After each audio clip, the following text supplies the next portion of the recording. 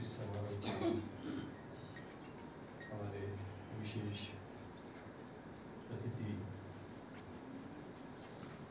Madam Padma जी, विक्रम मलिक साहब, प्रमोद जैन साहब, honourable के प्रधान जी काचो उस्पेंद्र साहब और हमारे जमिया गलसन साहब और यहाँ पे उपस्थित सभी eminent scholars, writers, film makers और खासकर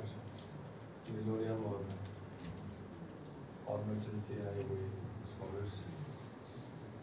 सबको जुड़े और जो मेहमान बाहर से आए हैं आपका स्वागत है। मैं सबसे पहले तो विक्रम मलिक साहब का मैं धन्यवाद करना चाहूँगा कि इस तरह का जो है एक कॉन्क्लेव खासकर राइटर्स को लेके और पूरे हिमालयन क्षेत्र से जो है सभी लोगों को बुलाने का एक प्रयास आपने किया है, सबको एक मिलाने का और एक दूसरे के बारे में जानने के, कल्चर के बारे में जानने के लिए जिस तरह से जो मौका आपने दिया है, मैं डिपार्टमेंट ऑफ इंफॉर्मेशन को बहुत बहुत धन्यवाद करना चाहूँगा और बधाई भी देना चाहूँगा। मैं ज़्यादा नहीं कहूँगा क्योंकि इतने सारे दिग्गज हस्तियाँ जो है आज यहाँ पे मौजूद हैं। वैसे भी स्कॉलर्स के सामने थोड़ा कम ही बोलना चाहिए। मैं खाली एक कुछ चीज़ें कुछ जो हम करते हैं उसके बारे में भी आपको बताना चाहूँगा। और सबसे पहले तो मैं कुछ जो इससे पहले हमारे जो स्पीकर्स ने कुछ शब्दों का जो इस्तेमाल किया उसके बारे में मैं थोड़ा चीज़ें बताना चाहूँगा। जैसे विक्रम मलिक साहब ने बहुत ही सरल शब्दों में ये बताया कि राइटर्स जो है वो मिरर ऑफ द सोसाइटी होता है और उसी तरह जो हमारे मिजोरम से आए हुए बहुत ही यंग स्कॉलर्स उन्होंने कहा कि स्टोरी जो हम लोगों के सामने रखते हैं इसमें एक पोटेंशियल होता है कि वो दूसरों का जो है करियर और उसके फ्यूचर को जो है अच्छे दिशा में शेप अप करता है।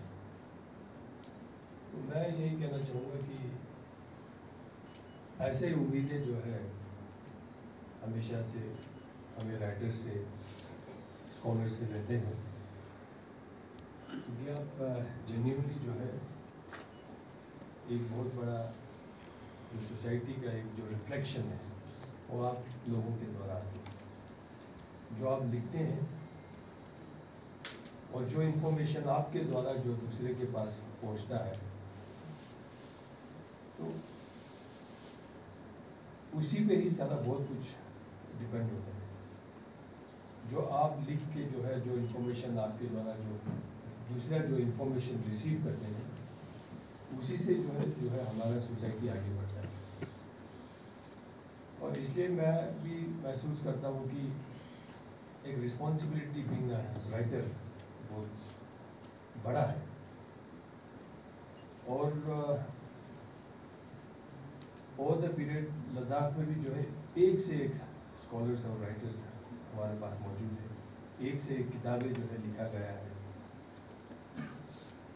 लेकिन मैंने कभी महसूस ये भी किया है कि हमारे यहाँ पे रीडर्स कम है, लिखने वाले बहुत हैं लेकिन पढ़ने वाले बहुत कम हैं। तो उससे भी जो है कहीं ना कहीं शायद जो है राइटर्स के जो है ड्यू जो है एप्रिसिएशन जो होना चाहिए वो भी नहीं हो पाता है। मेरे ख्याल से यहाँ पे जितने सारे जो स्कॉलर्स यहाँ पे मौजूद थे मेरे ख्याल से आप लोगों ने बहुत सारी किताबें लिखी होंगी, लेकिन बहुत सारी किताबें लिखने के बावजूद भी उसका पढ़ने वाला जो है हमारे पास बहुत कम है। तो मुझे लगता है कि हमें वो कल्चर भी जो है रिवाइव करना पड़ेगा जो रीडिंग का है, जो लिसनिंग का है, जो स्कॉलर्स और जो राइटर्स बताना चाहते हैं उसको सुनने वाला भी चाहिए, उसको पढ़ने वाला भी चाहिए। तो मेरा एक सुझाव ये रहेगा कि ऐसे कोई भी जब भी ऐसा कॉन्क्लेव हम करते हैं तो हमें इसमें युवाओं को भी जो है मुझे लगता है इंगेज करना चाहिए, और ख़ासकर जो है स्कूल के बच्चों को इंगेज करना चाहिए, कॉलेज के बच्चों को इंगेज करना चाहिए, और उनको भी जो है ये प्रैक्टिस या आदत देना चाहिए। वो खाली एकेडमिक के तो चीज़ें पढ़ते हैं, लेकिन उसके अलावा भी जो है बहुत कुछ इन्फॉर्मेशन आप रिसीव कर सकते हैं अच्छे, जिस तरह से जो है अभी मैडम ने जो है गलम केसर सैगा के बारे में जो बताया, हमने भी बचपन में हम सुनते आ रहे हैं ऑरल ट्रांसमिशन के थ्रू, बट बहुत कम लोगों, आजकल के बच्चों ने तो सुना भी नहीं होगा गलम केसर क्या है। तो लेकिन अगर ताजो ईश्वरंदर साहब ने गलम केसर का